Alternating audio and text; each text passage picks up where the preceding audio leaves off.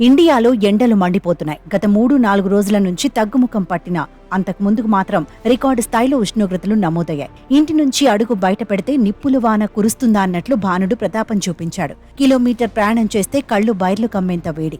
సరే, ఇంట్లో ఉందామా అంటే భరించలేనంత ఉక్కపోత, గాబరా. ఫ్యాన్లు, కూలర్లు ఆగకుండా తిరుగుతున్న దేశంలో 45 డిగ్రీలకు పైగా ఉష్ణోగ్రతలు నమోదవుతుంది.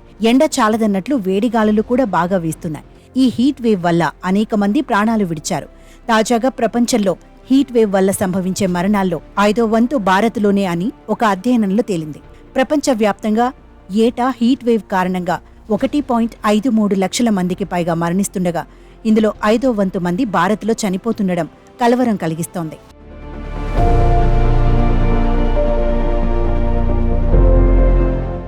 హీట్ వేవ్ మరణాల్లో భారత్ తర్వాతి స్థానంలో చైనా, రష్యా దేశాలున్నాయి. హీట్ వేవ్ మరణాల్లో సగం ఆసియాలోనే సంభవిస్తున్నాయి. ఇదే ఇప్పుడు ప్రజలను భయపెడుతోంది. ప్రతి ఏడాది ఎండలు పెరగడం తప్ప తగ్గిన దాఖలాలు లేవు. ఇదే విషయం ఆస్ట్రేలియాలోని మోనాష్ యూనివర్సిటీ అధ్యయనంలో బయటపడింది. 1990 నుంచి ప్రతి ఏటా ప్రపంచవ్యాప్తంగా హీట్ వేవ్తో సంభవిస్తున్న మరణాలను యూనివర్సిటీ అధ్యయనం చేసింది. మొత్తం మరణాల్లో 30% యూరప్లో సంభవిస్తున్నాయని తేలింది.